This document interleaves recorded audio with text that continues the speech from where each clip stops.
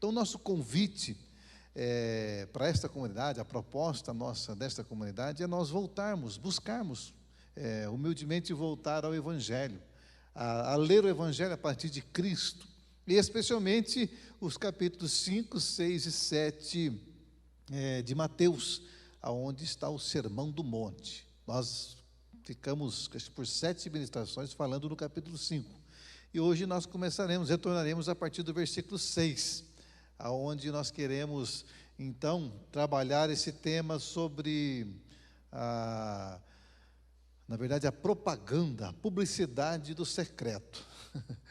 O Evangelho de Jesus é tão simples que ele nos apresenta um jeito de ser, viver. Não sei se você lembra a primeira mensagem, se você pode entrar no YouTube e ver todas essas mensagens que foram gravadas. A primeira mensagem foi sobre discípulo e multidão. O Sermão do Monte começa com Jesus chamando para si, subindo ao monte, chamando para si os seus discípulos. E me parece, pelo que eu vejo no último versículo do capítulo 7, que os discípulos chegaram, começaram a aprender de Jesus, mas a multidão ficou por perto, ficou ouvindo. E a multidão, inclusive, diz, no último versículo do capítulo 7, que ela se maravilhava de ouvir o que Jesus falava, porque Jesus ensinava com autoridade. Só que, porém, elas continuaram sendo multidão, não se transformaram em discípulos de Jesus. Porque a multidão busca Deus apenas pelo fim comercial, que é a proposta de toda a religião. A multidão buscava Jesus por causa dos seus milagres, por causa dos pães que eram multiplicados, por causa das curas que aconteciam, mas, entretanto, não desenvolveram com ele, com Jesus, uma relação de intimidade. Não desenvolveram com Jesus o princípio da espiritualidade do reino de Deus. Tanto é que essa multidão que se maravilhava com o Jesus que ensinava é a mesma multidão que pede para que Pilatos condene Jesus Cristo à morte e solte Barrabás. Então, a proposta nossa como igreja, como comunidade, pequena que seja, nessa cidade, é de sermos esse apontamento desse Cristo, desenvolver em nós e através de nós a possibilidade daquele que é a multidão se transforme em discípulo. O discípulo que tem prazer em estar com Jesus. O discípulo que quer estar com Jesus, se ele fizer um milagre ou não. Porque desfruta da alegria, da intimidade com o mestre. Porque ela quer ser como mestre. E esse é o maior propósito de Deus, inclusive, amados. O maior propósito de Deus nem nos é levar para o céu. Levar para o céu é consequência. O maior propósito de Deus é nos fazer semelhantes ao seu Filho Jesus. Está lá em Romanos capítulo 8. Que todos nós, eu e você, sejamos parecidos, outros Cristos na terra. Aí sim, nós seremos porta-vozes de uma verdade do alto e, de fato, o nome do Pai será glorificado. Nós aprendemos várias lições no capítulo 5 e hoje no capítulo 6, acompanhe comigo alguns versículos que nós vamos meditar nessa noite. Mateus capítulo 6 fala assim, é Jesus lá no monte com seus discípulos, ressignificando, ouvindo o que foi dito, eu porém vos digo. Agora ele começa a dizer de algumas disciplinas espirituais. O que ele fala? Tenham cuidado de não praticar suas obras de justiça ou boas obras, outra versão diz, diante dos outros para serem vistos por eles. Se fizerem isso, vocês não terão nenhuma recompensa do Pai Celestial. Portanto, quando você der esmola, não anuncie isso com trombeta, como fazem os hipócritas nas sinagogas e nas ruas, a fim de serem honrados pelos outros. Eu lhes garanto que eles já receberam sua recompensa. Mas quando você der esmola, que a sua mão esquerda não saiba o que está fazendo à direita, de forma que você preste a sua ajuda em secreto. E seu pai, que vê o que é feito em secreto, ou em segredo, o recompensará. Primeira disciplina religiosa, dar esmola. Segunda disciplina, e quando vocês orarem, não sejam como os hipócritas. Eles gostam de ficar orando de pé nas sinagogas e nas esquinas, a fim de serem vistos pelos outros. Eu lhes asseguro que eles já receberam sua plena recompensa. Mas quando você orar, vá para o seu quarto, feche a porta e ore a seu pai que está em secreto. Então, seu pai, que vê em secreto, o recompensará.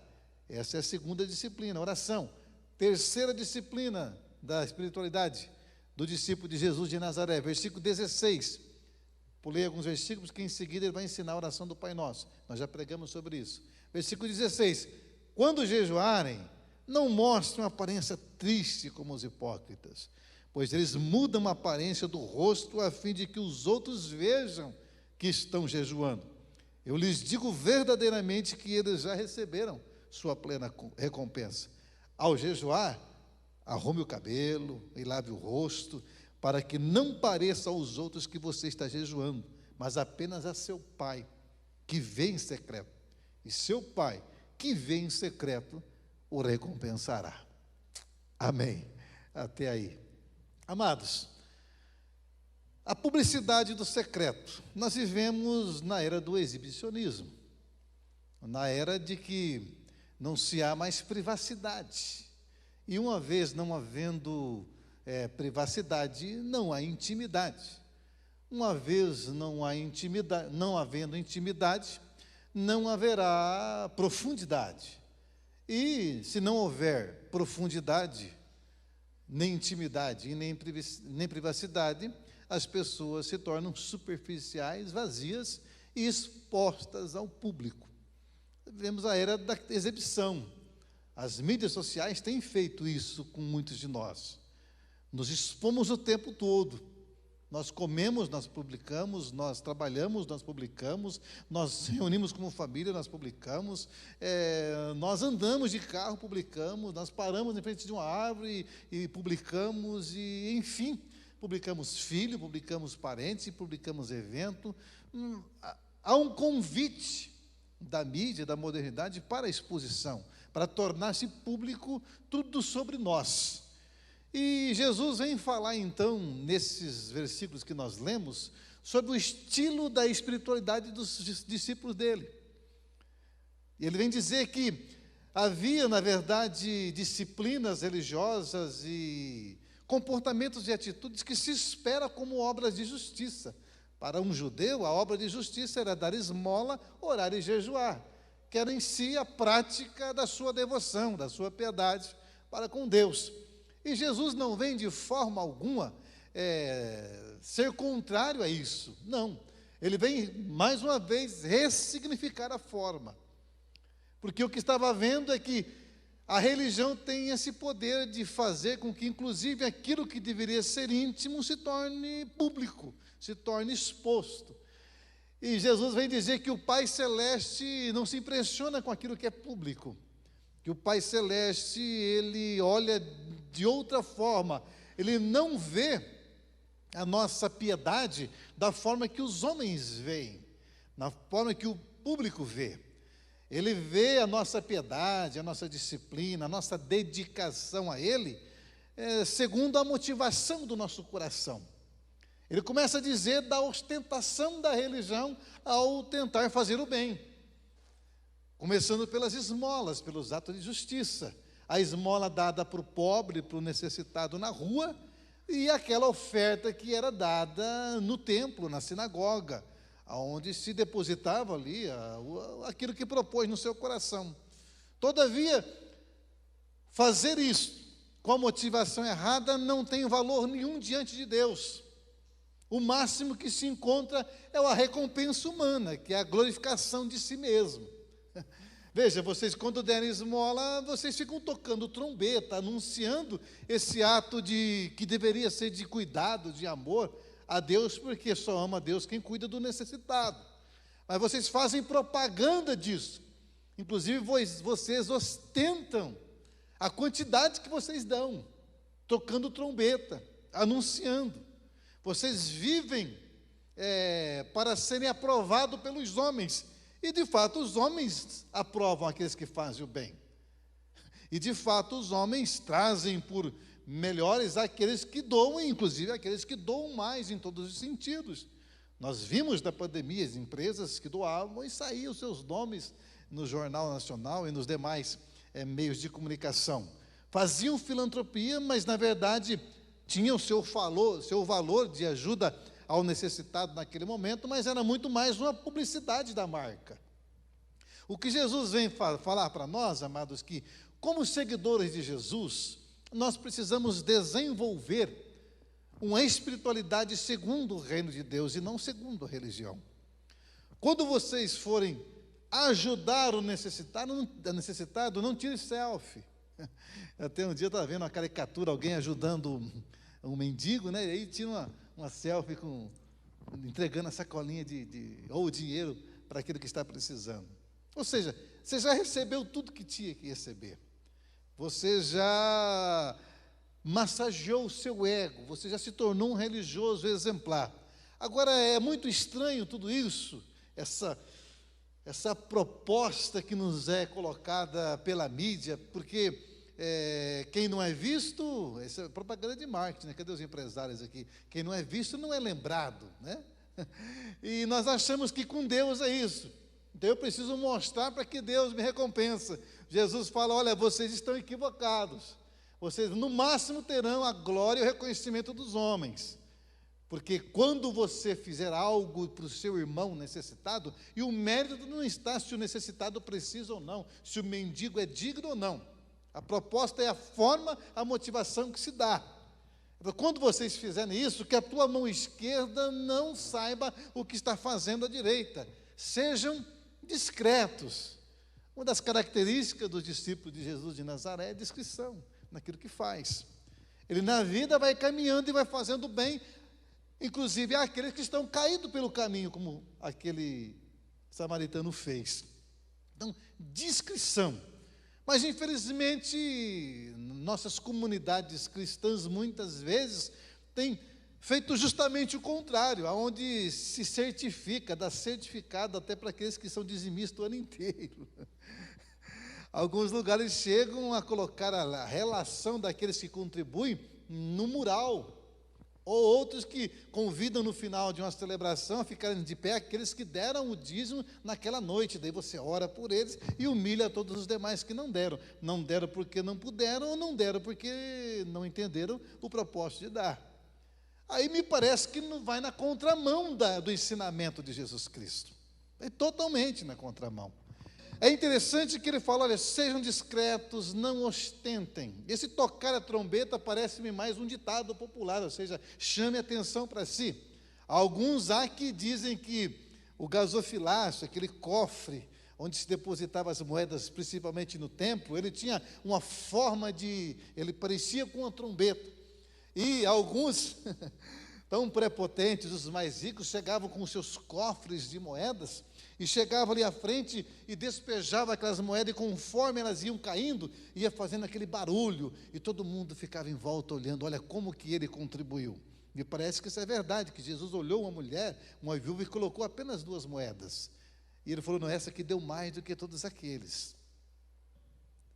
Quando eu faço bem, esperando o reconhecimento humano, ou quando eu ajudo o próximo para divulgar o meu nome ou a minha marca, eu acho de uma forma muito desumana, porque você humilha aquele que recebeu, você constrange aquele que recebeu.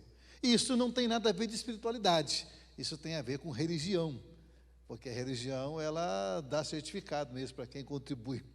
Inclusive, aqueles que contribuem muito nas grandes religiões, eles têm poder sobre a religião, sobre a instituição. E Deus nos livre de agir assim. Então, o que Jesus quer que nós entendamos hoje sobre essa publicidade do secreto, é que o que ele falou que era para ficar em secreto, não deve não deve se tornar público. Que a beleza está na motivação. Eu dou porque eu amo. Eu dou porque o semelhante me é o próximo. Eu dou porque eu não posso ver o meu irmão passando necessidade e eu ficar tranquilo sem contribuir. Mas uma vez que eu faço, ninguém precisa ficar sabendo. Eu não estou dizendo que às vezes uma instituição que nem a nossa precisa de repente levantar uma oferta para ajudar determinado irmão. Mas todas as vezes que nós fizemos isso, nós nem falamos o nome do irmão, para não constrangê-lo. Porque passar necessidade já é constrangedor. Então, a espiritualidade do reino dos discípulos de Jesus de Nazaré é sem ostentação. Agora, há uma recompensa, Jesus falou.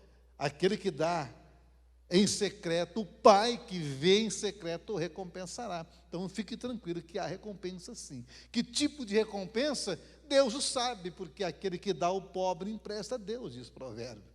Que Deus não deve nada para ninguém. E me parece que o julgamento final do capítulo 25 de Mateus é para aquele que fez o bem, que é a ovelha que vai tomar posse do reino, aquele que socorreu o nu, o exilado, o pobre, enfim, aquele que ajudou, aquele que estendeu a mão.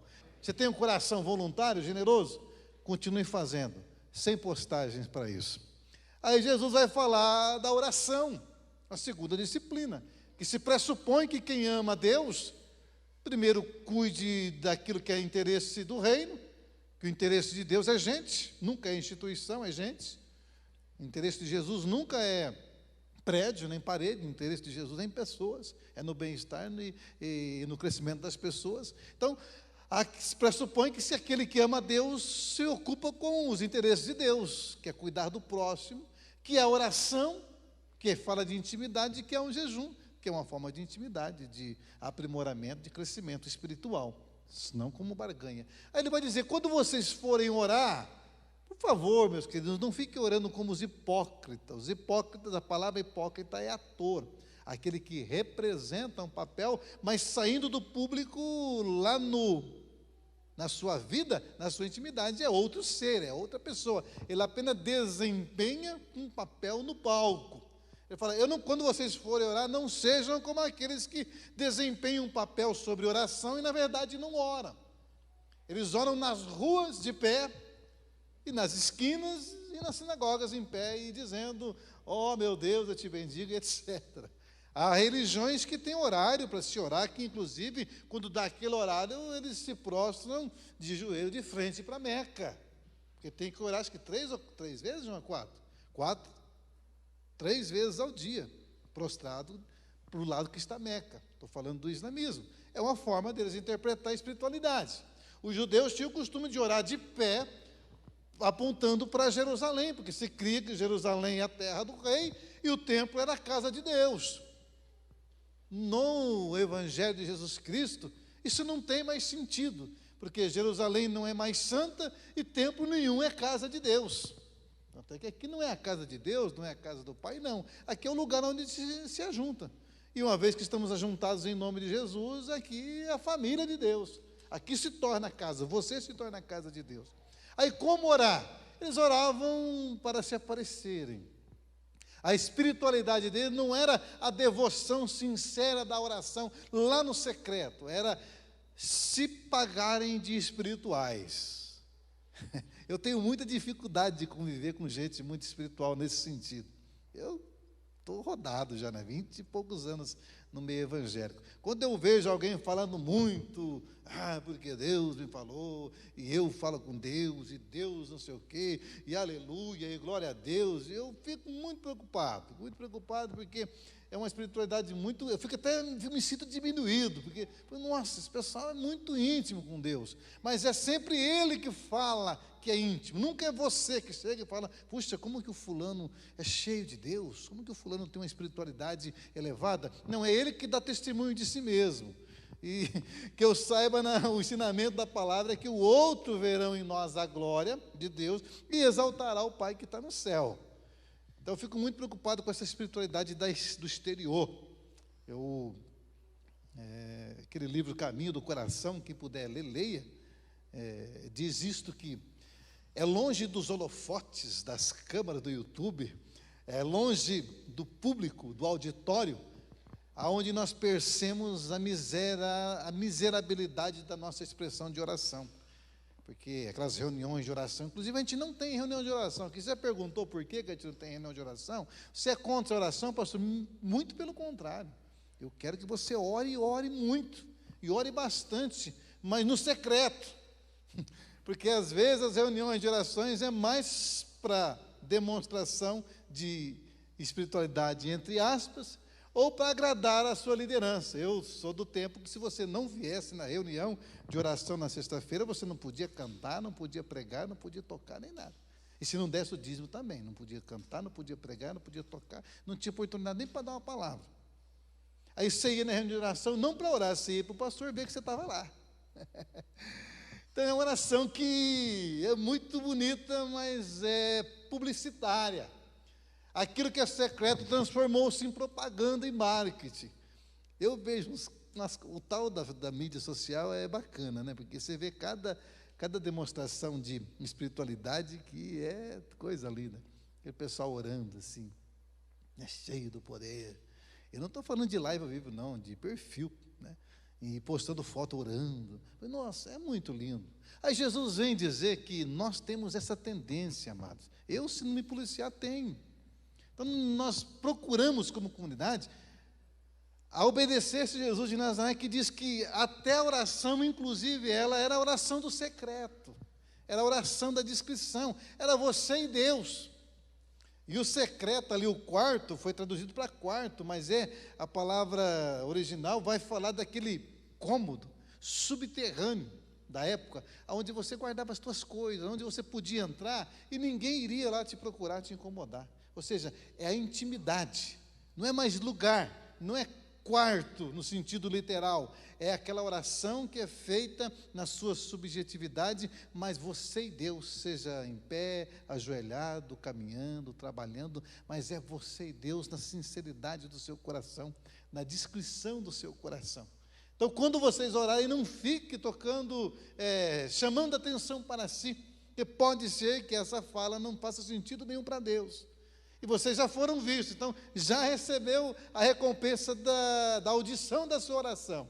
Quando vocês orarem, vá para a intimidade. Aí ele fala, e seu pai que vê em secreto, mas eu estou orando, não era para Deus escutar? Mas então oração é oração que Deus vê. Depois você pode ir no YouTube e escutar as duas mensagens que eu preguei sobre o Pai Nosso. Primeiro, a oração de que Deus vê. Segundo, o Pai Nosso, uma oração para ser vivida, que é a sequência desse texto, por isso que eu não vou falar dela.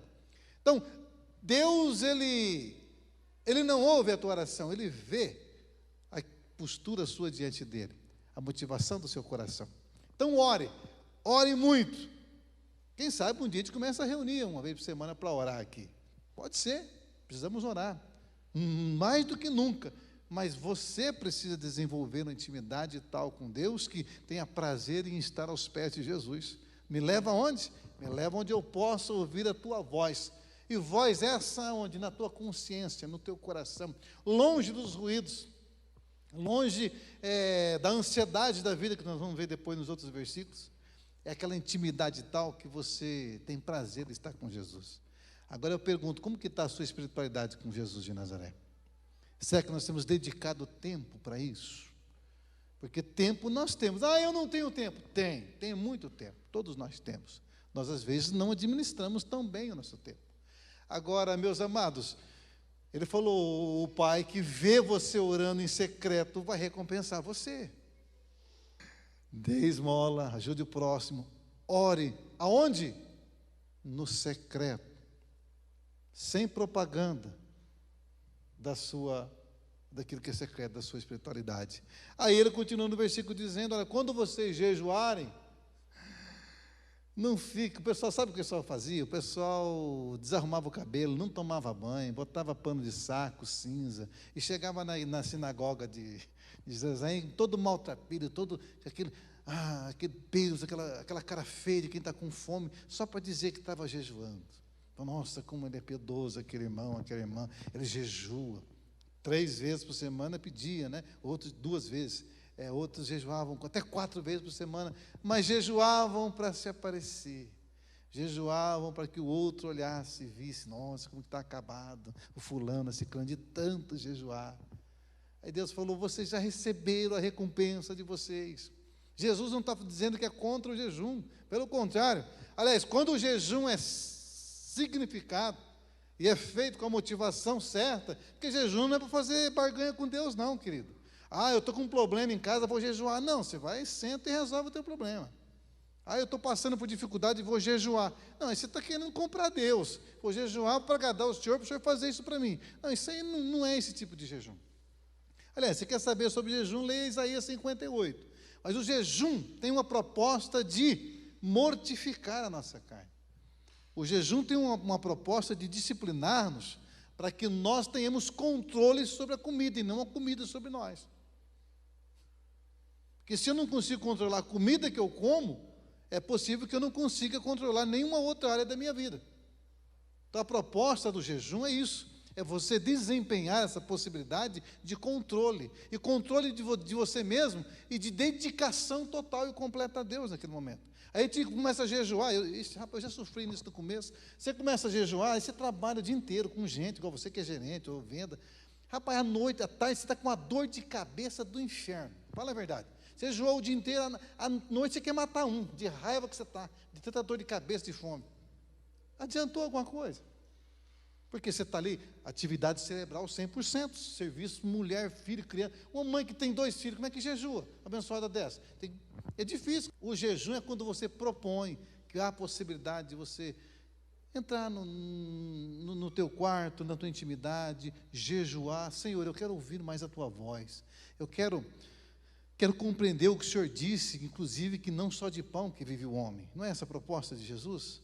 Não só de pão vive um homem, que existem implicações muito mais superiores do que comer, beber e vestir, que é o que nós vamos ver na sequência do capítulo 6. Então, esse jejum serve para isso, lá na intimidade. Inclusive, fala para a esposa, diz que vai jejuar para o esposo, não conta para ninguém que eu não vou almoçar não, que eu não vou jantar. E outra coisa, jejum não é dieta não, filho. Dieta é outra coisa.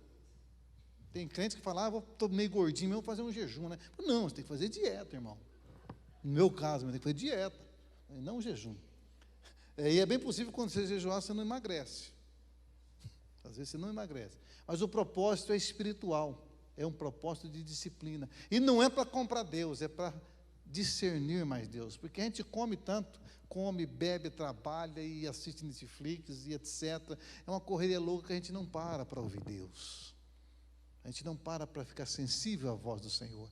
A oração, atrelada ao jejum, tem essa proposta. Aí o dia que você for jejuar, corta o cabelo, passa lá no 880, corta o cabelo, lá com o Ney, né, fazer uma propaganda em Camerchan, corta seu cabelo, passa um perfume, que se alguém chegar na tua casa o dia que você está jejuando, estiver jejuando, ninguém vai perceber que você está fazendo isso.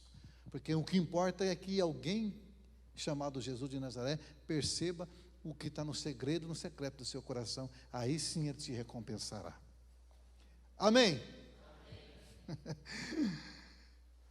A publicidade do secreto. Então, se Jesus falou que era para ficar no secreto do lar, no secreto da discrição, no anonimato, na discrição, por que eu e você ficamos tornando públicos? Então, não.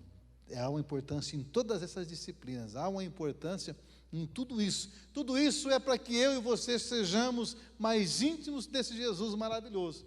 Aí, a esses que não são multidão, a esses que deixaram de ser devotos de Jesus e começaram a ser seguidores, que seguem Jesus por causa daquilo que Ele é, que buscam ser parecidos com Ele, a esses compreenderam que tudo que faz tem que ser feito no anonimato, tudo que se faz tem que ser feito para a glória do Pai. Conto com vocês, contribuindo, ajudando quem precisa.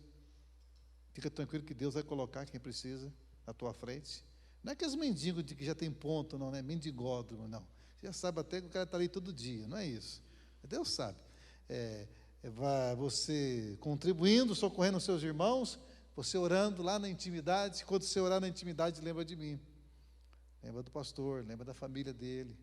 Que Deus nos ajude, nos dê graça, nos dê sabedoria, nos fortaleça. E quando você jejuar, que você possa experimentar ainda mais essa presença gloriosa, tornar-se sensíveis às coisas espirituais. Aí é bem possível que, a partir do desenvolvimento dessas disciplinas, na minha e na sua vida, nós já não preocupemos mais muito com o que acontece na sequência do capítulo 6, que é o que nós vamos aprender nos próximos domingos. Amém.